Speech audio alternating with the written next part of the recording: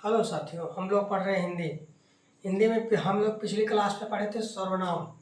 सर्वनाम किसे कहते हैं? जैसे सर्वनाम संज्ञा के स्थान पर प्रयोग किए जाने वाले शब्दों को सर्वनाम कहते हैं। सर्वनाम के 6 प्रकार होते हैं। जो होता पहला होता है पुरुषवाचक, पुरुषवाचक सर्वनाम, फिर निश्चयवाचक सर्वनाम, फिर अनिश्चयवाचक सर्वनाम, फिर संबंधवाचक सर्वनाम, प्रश्नवाचक सर्वनाम और निजवाचक सर्वनाम। तो आज हम लोग पढ़ेंगे विशेषण। आज के टॉपिक है हमारा विशेषण। विशेषण कैसे किसे कहते हैं? विशेषण संज्ञा या सर्वनाम की जो विशेषता बताई जाती है उसे विशेषण कहते हैं। विशेषण संज्ञा या सर्वनाम की जो विशेषता बताई जाती है उसे विशेषण कहते हैं।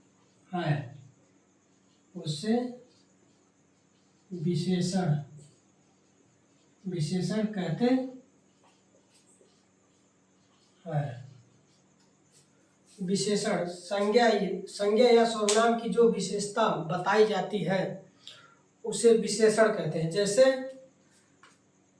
गीता मोटी है, जैसे हो जाएगा राम सुंदर है। जैसे फिर हो जाएगा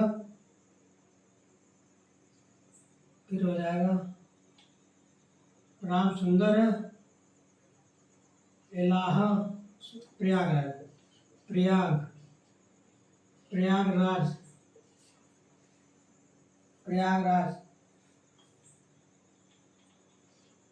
प्रयागराज सुंदर शहर है। तो इसमें राम की विशेषता बताई जाती है कि राम सुंदर है। इसमें प्रयागराज की विशेषता बताई जाती है कि प्रयागराज शहर कितना सुंदर है। तो सर्वनाम संज्ञा सर्वनाम की जो विशेषता बताई जाती है उसे विशेषण कहते हैं। जैसे राम सुंदर है तो इसमें हो जाएगा राम की विशेषता सुंदर बताई जाती है। इसमें प्रयागराज सुंदर शहर है, इसमें प्रयागराज की विशेषता सुंदर बताई जा रही है कि प्रयागराज कितना सुंदर देश है। उसके बाद फिर बताई जा रही, फिर एक देख लीजिए कि अमित मोटा है। तो अमित की विशेषता बताई जाती है कि अमित कितना मोटा है। उसके बाद फिर देखेंगे विशेष से।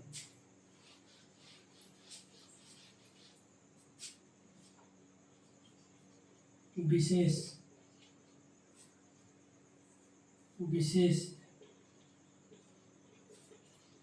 किसे कहते हैं? जिसकी विशेषता बताई जाती है उसे विशेष कहते हैं। जिसकी विशेषता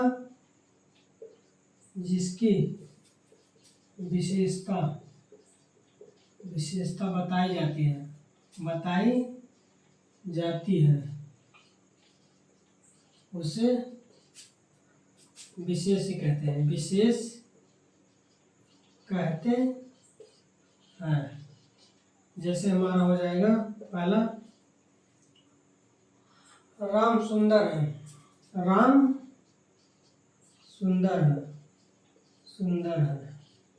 तो इसमें हमारा हो जाएगा राम विशेष और सुंदर हो जाएगा विशेषण। अगला फिर देख लीजिए गीता एक अच्छी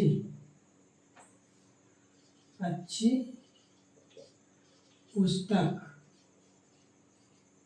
है। तो इसमें हमारा हो जाएगा गीता विशेष और अच्छी विशेषण।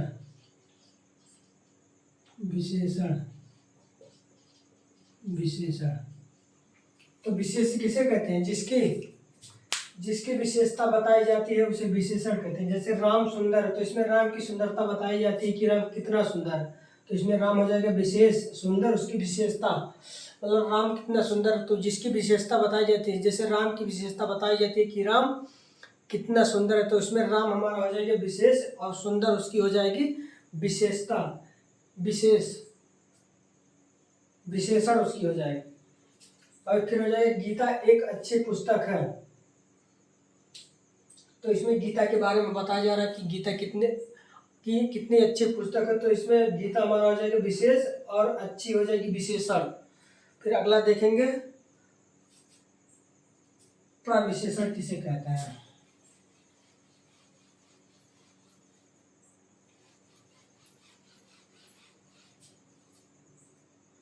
प्रविशेषण,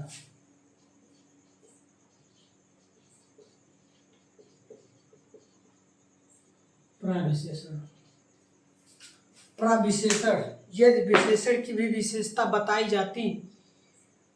जाए तो उसे प्रविशेषण कहते हैं। यदि विशेषण की भी विशेषता बताई जाए उसे प्रविशेषण कहते हैं। उसे विशेषण कहते हैं। प्रविशेषण किसे कहते हैं। यदि विशेषण की भी विशेषता बताई जाए उसे प्रविशेषण कहते हैं। जैसे गीता बहुत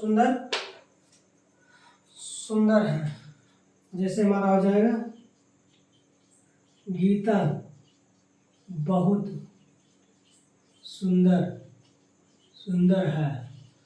तो इसमें हमारा हो जाएगा विशेष, इसमें ये हो जाएगा प्रविशेषण, ये हमारा हो जाएगा विशेष। तो इसमें हमारा हो जाएगा विशेषण, प्रविशेषण। यदि विशेषण की भी विशेषता बताई जाए उसे प्रविशेषण कहते हैं। जैसे गीता बहुत सुंदर है, तो इसमें गीता बहुत सुंदर की विशेषता भी बताई जा रही है कि गीता बहुत सुंदर है। तो ये हमारा हो जाएगा प्रविशेषण और सुंदर विशेषण और गीता विशेष। तो प्रविशेषण किसे कहते हैं।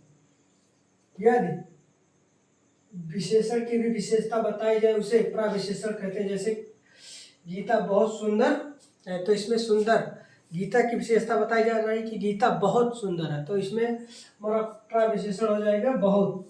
फिर देखिए अगला हो जाएगा राम बहुत अच्छा खेलता है।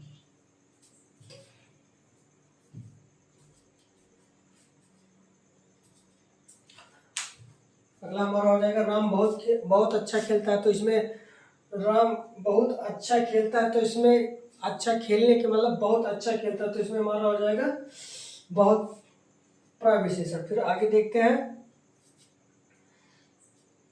विशेषण का प्रयोग दो आधार पर करते हैं।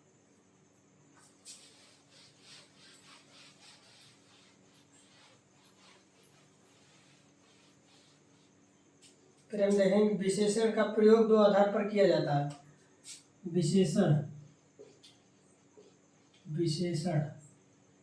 विशेषण के प्रयोग दो आधार पर किए जाते हैं। पहला हमारा हो जाएगा उद्देश्य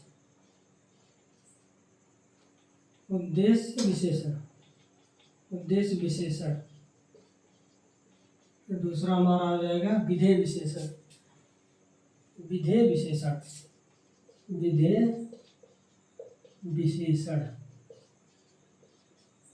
तो इसमें हम लोग पहले पढ़ेंगे उद्देश्य विशेषण में हो जाएगा यदि संज्ञा सर्वनाम के पहले कोई विशेषता बताई जाती हो तो उसे उद्देश्य विशेषण कहते हैं। उद्देश्य विशेषण यदि संज्ञा या सर्वनाम के पहले जो विशेषता बताई जाती हो उसे उद्देश्य विशेषण कहते हैं। तो उद्देश्य विशेषण संज्ञा या सर्वनाम से पहले जो विशेषता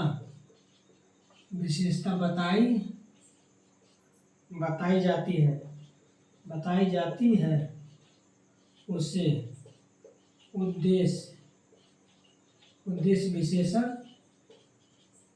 विशेषण कहते हैं।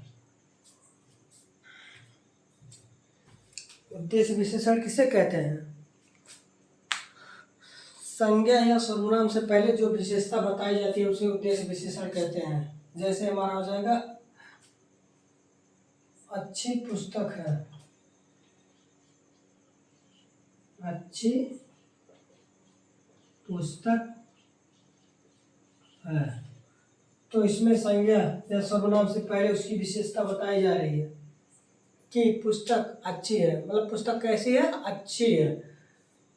तो इसमें हो जाएगा अच्छी पुस्तक कैसी है? अच्छी है। तो उद्देश्य विशेषण संज्ञा या सर्वनाम से पहले जो विशेषता बताई जाती है उसे उद्देश्य विशेषण कहते हैं। उसके बाद देखेंगे विधेय विशेषण। विधेय विशेषण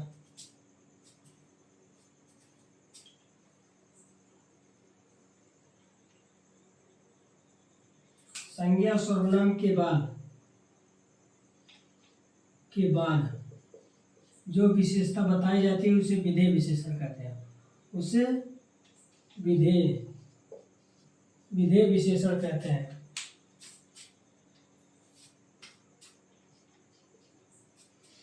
विधेय विशेषण किसे कहते हैं? यदि संज्ञा या सर्वनाम के बाद जो विशेषता बताई जाती है उसे विधेय विशेषण कहते हैं। जैसे इसमें हो जाएगा पुस्तक अच्छी है, पुस्तक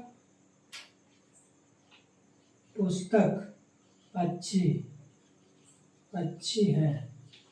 तो इसमें हमारा संज्ञा हो जाएगा पहले, या संज्ञा सर्वनाम पहले हो गया, उसके बाद विधेय विशेषण हो गया। यानी पुस्तक अच्छी है, पुस्तक की विशेषता बाद में बताई जा रही है कि पुस्तक अच्छी है। तो इसमें हो जाएगा विधेय विशेषण। विधेय विशेषण संज्ञा सर्वनाम के बाद जो विशेषता बताई जाती है उसे विधेय विशेषण कहते हैं। फिर देखेंगे विशेषण के कितने प्रकार होते हैं।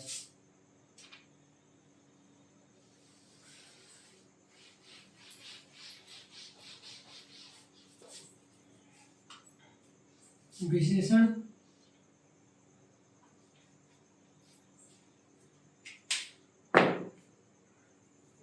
के प्रकार, विशेषण के 4 प्रकार होते हैं। 4 प्रकार होते हैं। तो इसमें हमारा पहला हो जाएगा गुणवाचक विशेषण। पहला हो जाएगा गुणवाचक विशेषण। दूसरा हमारा हो जाएगा गुणवाचक विशेषण। दूसरा हो जाएगा संख्यावाचक विशेषण। संख्यावाचक विशेषण। फिर हो जाए तीसरा हमारा परिणामवाचक विशेषण। हमारा चौथा हो जाएगा सार्वनामिक विशेषण। सार्वनामिक विशेषण। तो विशेषण अर्थ के आधार पर विशेषण के 4 प्रकार होते हैं। जैसे पहला हो जाएगा गुणवाचक विशेषण, दूसरा हो जाएगा संख्यावाचक विशेषण, तीसरा हो जाएगा परिणामवाचक विशेषण, चौथा हो जाएगा सार्वनामिक विशेषण। तो गुणवाचक विशेषण में हम पहले देखेंगे गुणवाचक विशेषण किसे कहते हैं। संज्ञा व सर्वनाम की विशेषण, संज्ञा या सर्वनाम की विशेषता रूप, रंग, आकार, दशा या अवस्था से संबंधित विशेषता बताई जाती है उसे गुणवाचक विशेषण कहते हैं। जैसे हमारा हो जाएगा संज्ञा या सर्वनाम की विशेषता, संज्ञा या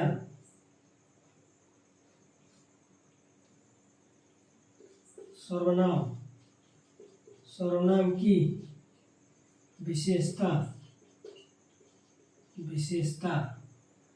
रंग, रूप, दशा, अवस्था, अवस्था अवस्था से संबंधित विशेषता बताई जाती है। उससे संबंधित विशेषता बताई जाती है। विशेषता बताई जाती है उसे गुणवाचक विशेषण कहते हैं। गुणवाचक विशेषण संज्ञा सर्वनाम की विशेषता, रूप, रंग, दशा या अवस्था के बारे में अवस्था से संबंधित विशेषता बताई जाती है, उसे गुणवाचक विशेषण कहते हैं। जैसे हमारा हो जाएगा टोपी काली है, पहला हो जाएगा टोपी काली है, तो इसमें टोपी की विशेषता बताई जा रही है कि टोपी काली है। उसके बाद फिर हो जाएगा गुलाब लाल है।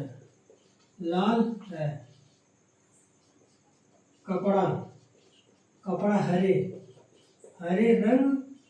रंग का है। तो इसमें हो जाएगा गुणवाचक विशेषण में संज्ञा सर्वनाम की विशेषता, रंग, रूप, दशा या अवस्था से संबंधित विशेषता बताई जाती है, उसे गुणवाचक विशेषण कहते हैं। तो इसमें पहला एग्जाम्पल हमारा टोपी काली है। इसमें टोपी की विशेषता बताई जा रही है कि टोपी काली है। उसके बाद फिर इसमें गुलाब की विशेषता बताई जा रही है कि गुलाब लाल। फिर कपड़े की विशेषता बताई जा रही है कि कपड़ा हरा है। जैसे मान लीजिए कि अनिल मोटा लड़का है, तो अनिल की विशेषता बताई जा रही है कि अनिल बहुत मोटा लड़का, तो इसमें गुणवाचक विशेषता हो जाएगी। गुणवाचक विशेषण संज्ञा सर्वनाम की विशेषता, रंग, रूप, दशा, अवस्था से संबंधित विशेषता बताई जाती है, उसे गुणवाचक विशेषण कहते हैं। टोपी काली है, गुलाब लाल है, कपड़ा हरा, अनिल मोटा लड़का है, तो अनिल की विशेषता क्या बताई जा रही है कि उसमें अनिल मोटा लड़का है। फिर देखेंगे संख्यावाचक विशेषण। इसमें हमारा हो जाएगा संज्ञा सर्वनाम की विशेषता, संज्ञा या सर्वनाम की विशेषता संख्या से बताई जाए, उसे संख्यावाचक विशेषण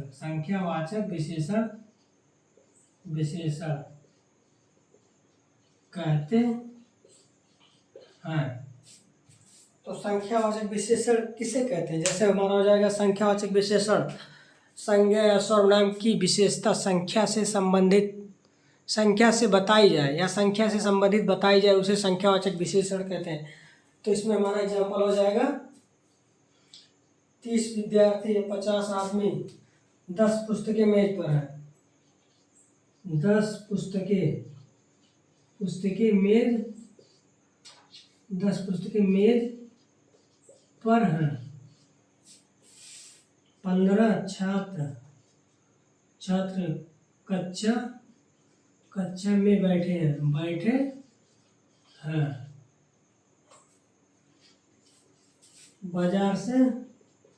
बाजार से 10 किलो चावल ले आओ। तो संख्यावाचक विशेषण संज्ञा सर्वनाम की विशेषता संख्या से संबंधित बताई जाए। संज्ञा या सर्वनाम की विशेषता संख्या से संबंधित बताई जाए, उसे संख्यावाचक विशेषण कहते हैं। तो इसमें 10 पुस्तकें मेज पर हैं, 15 छात्र कक्षा में बैठे हैं, बाजार से 10 किलो चावल ले जाओ। तो इसमें संख्या की विशेषता बताई जा रही है कितना,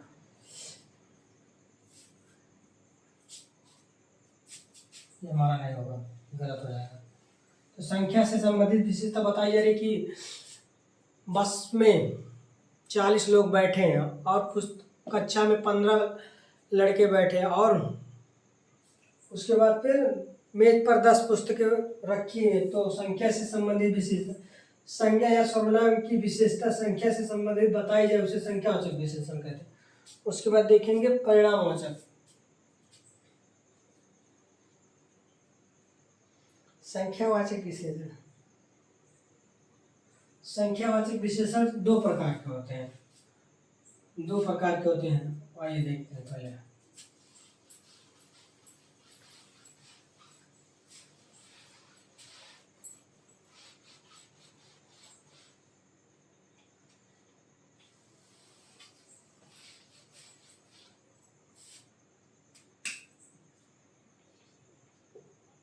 संख्यावाचक विशेषण,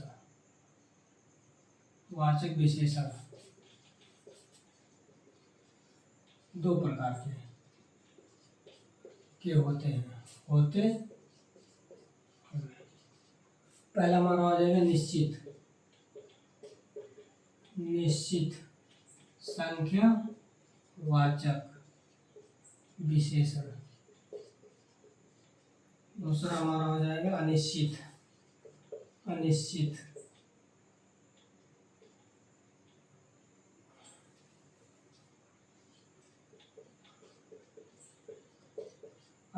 संख्यावाचक वाचक विशेषण। तो संख्यावाचक विशेषण संज्ञा या सर्वनाम से संबंधित संख्या की विशेषता बताई जाए उसे संख्यावाचक विशेषण कहते हैं। जैसे बस में 10 लोग बैठे हैं, मेज पर 10 पुस्तकें रखी है, कक्षा में 10 विद्यार्थी बैठे हैं। उसके बाद फिर देखेंगे संख्यावाचक विशेषण दो प्रकार के होते हैं। पहला हो जाएगा निश्चित संख्यावाचक विशेषण, उसके बाद फिर हो जाएगा अनिश्चित संख्यावाचक विशेषण। तो फिर देख लेते हैं हम पहले निश्चित संख्यावाचक विशेषण के कितने भेद होते हैं। निश्चित संख्यावाचक विशेषण के 5 भेद होते हैं। 5 भेद होते हैं। 5 भेद होते हैं। जैसे पहला हो जाएगा हमारा गणनावाचक।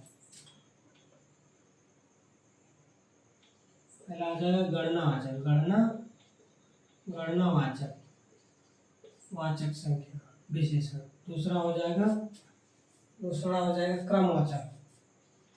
क्रमवाचक। तीसरा हमारा हो जाएगा तीसरा हो गया आवृत्तिवाचक।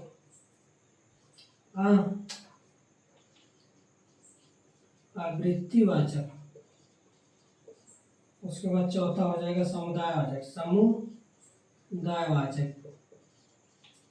उसके बाद 5वां हमारा हो जाएगा प्रत्येक बोधक।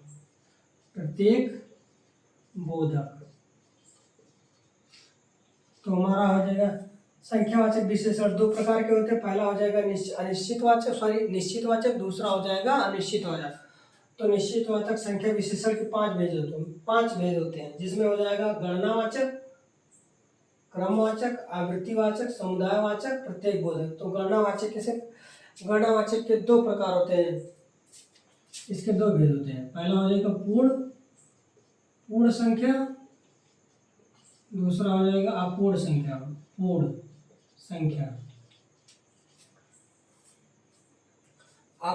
संख्या में हमारा हो जाएगा 1, 2, 3, 4। अपूर्णवाचक में हो जाएगा आधा, डेढ़, तीसरी, आधा, डेढ़, तीसरी, चौथी। तो क्रमवाचक में हमारा हो जाएगा पहला, दूसरा, तीसरा। क्रमवाचक में हो जाएगा पहला, दूसरा, तीसरा, चौथा। आवृत्तिवाचक में हो जाएगा वाचक में हो जाएगा 2 गुना, 3 गुना, 4 गुना। 2 गुना, 3 गुना, 4 गुना। और फिर हो जाएगा समुदायवाचक में दोनों, तीनों, चारों, पांचों। दोनों, तीनों, चारों, फिर पांचों। उसके बाद हो जाएगा प्रत्येक बोधक में हमारा हो जाएगा हर एक, प्रत्येक, हर कोई, हर एक, प्रत्येक, हर कोई। तो संख्यावाचक विशेषण के दो प्रकार होते हैं, जिसमें पहला हो जाएगा निश्चितवाचक संख्या विशेषण, दूसरा हो जाएगा अनिश्चितवाचक। तो निश्चितवाचक संख्या विशेषण के 5 भेद होते हैं। तो इसके हो जाएंगे गणनावाचक, फिर क्रमवाचक, फिर आवृत्तिवाचक, फिर समुदायवाचक, फिर प्रत्येक बोधक। फिर गणनावाचक के दो गणनावाचक दो प्रकार के होते हैं, जिसमें हो जाएगा पूर्ण संख्यावाचक में हो जाएगा 1 2 3 4, फिर अपूर्णवाचक में हो जाएगा हमारा आधा, डेढ़, तीसरी, चौथी। उसके बाद क्रमवाचक में हो जाएगा पहला, दूसरा, तीसरा, चौथा। आवृत्तिवाचक में हो जाएगा 2 गुना, 3 गुना, 4 गुना। फिर समुदायवाचक में हो जाएगा दोनों, दोनों, तीनों, चारों, पांचों। प्रत्येक बोधक में हो जाएगा हर एक, प्रत्येक, हर कोई। उसके बाद फिर देखेंगे हम लोग अनिश्चितवाचक संख्या विशेषण।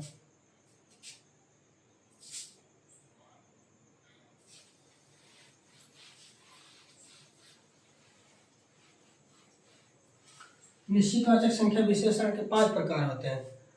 निश्चितवाचक संख्या विशेषण संज्ञा या सर्वनाम की विशेषता संख्या से संबंधित निश्चित संख्या का बोध कराती है, उसे निश्चितवाचक संख्या विशेषण कहते हैं। जैसे संज्ञा या सर्वनाम की विशेषता संख्या से संबंधित निश्चित संख्या की विशेषता बताती हो तो उसे निश्चित संख्यावाचक विशेषण कहते हैं। उसके बाद फिर देखेंगे अनिश्चित संख्यावाचक, अनिश्चित संख्यावाचक विशेषण। अनिश्चित संख्यावाचक विशेषण में हमारा हो जाएगा यदि संज्ञा या सर्वनाम की विशेषता संख्या से संबंधित निश्चित ना हो तो उसे अनिश्चित संख्यावाचक विशेषण कहते हैं। जैसे हमारा हो जाएगा संख्या से संबंधित सर्वनाम की विशेषता यदि विशेषता संख्या से निश्चित ना हो तो उसे अनिश्चित संख्यावाचक विशेषण कहते हैं। जैसे हमारा हो जाएगा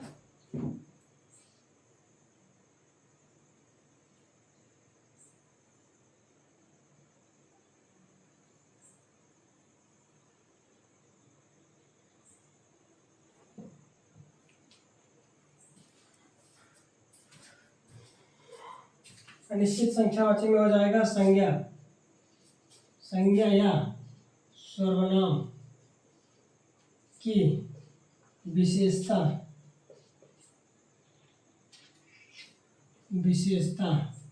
निश्चित ना हो उसे अनिश्चित संख्यावाचक विशेषण कहते हैं। तो इसमें हमारा हो जाएगा एग्जाम्पल होगा कक्षा में कुछ विद्यार्थी बैठे हैं। बस में कुछ लोग यात्रा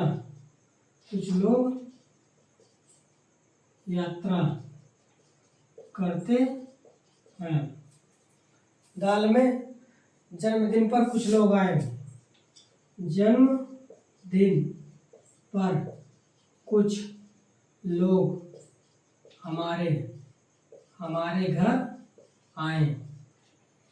यानी अनिश्चित संख्यावाचक विशेषण संज्ञा या सर्वनाम से संबंधित विशेषता यदि संख्या से संबंधित अनिश्चित हो यानी निश्चित ना हो तो उसे अनिश्चित संख्यावाचक विशेषण कहते हैं। जैसे बस में कुछ लोग बैठे हैं।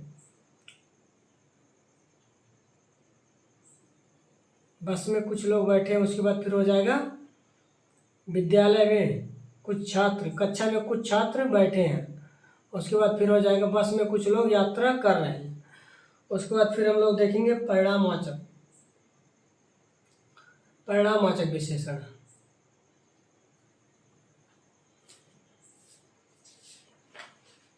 पहला देखे थे गुणवाचक, फिर संख्यावाचक, फिर परिणामवाचक। परिणामवाचक विशेषण देखेंगे।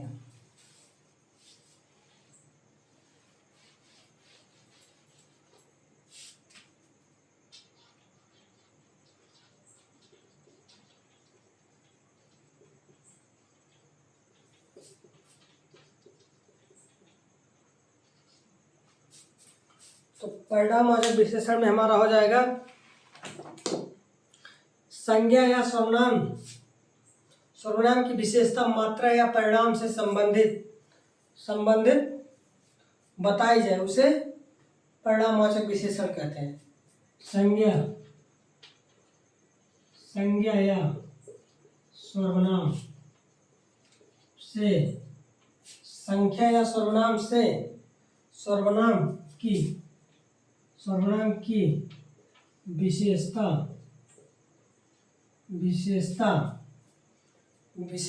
मात्रा या परिणाम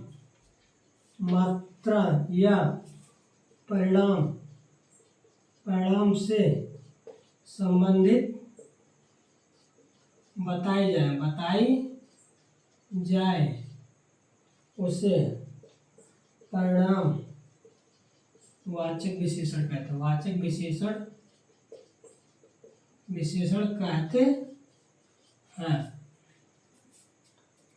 तो परिणामवाचक विशेषण संज्ञा या सर्वनाम की विशेषता मात्रा या परिणाम से संबंधित बताई जाए तो उसे परिणामवाचक विशेषण कहते हैं। जैसे 4 लीटर दूध, 5 किलो चावल, 2 किलो 4 मीटर कपड़ा। जैसे माना गया 4 लीटर दूध, 4 किलो चावल, 4 केजी चावल, फिर हो जाएगा 2 किलो चीनी।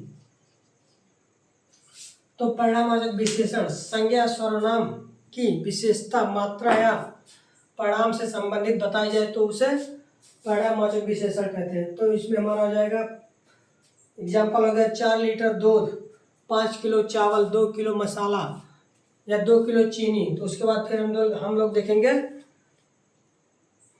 परिणामवाचक विशेषण के 2 भेद होते हैं।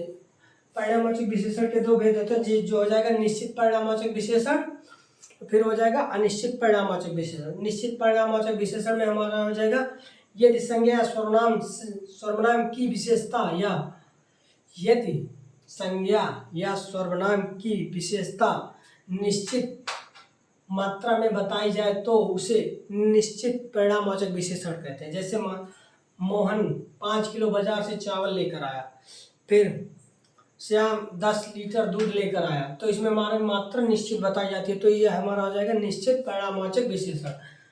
निश्चित परिणामवाचक विशेषण संज्ञा या सर्वनाम की विशेषता यदि निश्चित मात्रा में बताई जाए तो उसे निश्चितवाचक विशेषण कहते हैं। जैसे मोहन 4 किलो चावल खरीदा, फिर श्याम ने 4 लीटर दूध बाजार से लाया, फिर माली ने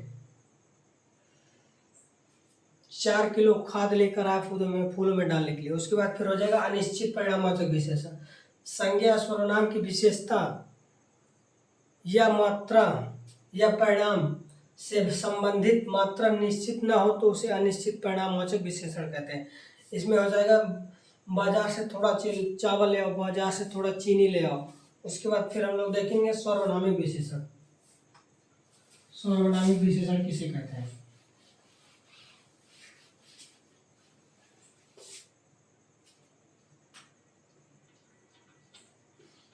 सर्वनामिक विशेषण। तो सर्वनामिक विशेषण में हमारा हो जाएगा जब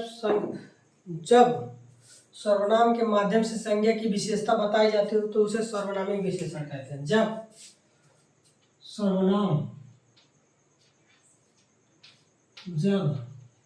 सर्वनाम के माध्यम से संज्ञा की विशेषता बताई जाए तो उससे सार्वनामिक विशेषण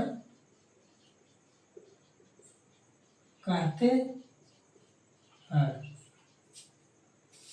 सार्वनामिक विशेषण कहते हैं। यह लड़का हमारे कोचिंग का है, तो इसमें हो जाएगा सर्वनाम के माध्यम से संज्ञा की विशेषता बताई जाए तो उसे सर्वनामिक विशेषण कहते हैं। जैसे हमारा एग्जाम्पल हो जाएगा, यह लड़का हमारे कोचिंग का। फिर हो जाएगा मेरे चाचा जी अधिवक्ता, यानी सर्वनाम के बाद संज्ञा की विशेषता बताई जाती है।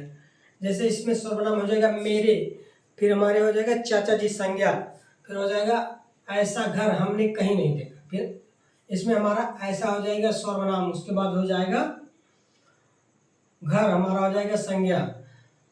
तो सर्वनामिक विशेषण के भी दो भेद होते हैं, जिसमें हो जाएगा मौलिक सर्वनामिक विशेषण, फिर यौगिक सर्वनामिक विशेषण। यौगिक में हमारा हो जाएगा ऐसा वैसा जैसा कैसा। उसके बाद मौलिक सर्वनामिक विशेषण में हो जाएगा या वह उसका वे। तो आज हम लोगों ने पढ़ा विशेषण। विशेषण किसे कहते हैं? विशेषण कहते हैं संज्ञा या सर्वनाम की जो विशेषता बताई जाए उसे विशेषण कहते हैं। फिर हम लोगों ने देखा विशेष, जिसकी विशेषता बताई जाए उसे विशेष कहते हैं। फिर हम लोगों ने देखा जैसे इसमें विशेष, जिसकी विशेषता बताई जाए उसे विशेष से कहते हैं। तो इसमें हमारा एग्जाम्पल हो जाएगा राम बहुत सुंदर है, तो इसमें राम की विशेषता बताई जा रही है कि राम बहुत सुंदर है। इसमें राम की विशेषता बताई जाए तो इसमें राम हमारा हो जाएगा विशेष, यानी कि जिसकी विशेषता बताई जाए, यानी विशेषण की विशेषता। इसमें विशेषण हमारा हो जाएगा सुंदर और राम हमारा हो जाएगा विशेष। फिर हम लोगों ने देखा प्रविशेषण, यानी विशेषण की भी विशेषता बताई जाए उसे प्रविशेषण कहते हैं।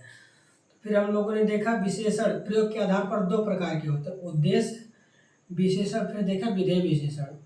फिर हम लोगों ने देखा विशेषण के कितने भेद होते हैं? विशेषण के 4 भेद होते हैं, जिसमें हमारा पहला हो जाएगा गुणवाचक विशेषण, फिर हमारा दूसरा हो जाएगा संख्यावाचक विशेषण, फिर हमारा तीसरा हो जाएगा परिणामवाचक विशेषण, फिर हमारा चौथा हो जाएगा सर्वनामिक विशेषण। तो आशा करता हूँ कि आप लोगों को वीडियो पसंद आएगा। अगर वीडियो पसंद आए तो लाइक शेयर एंड सब्सक्राइब करना ना भूलें।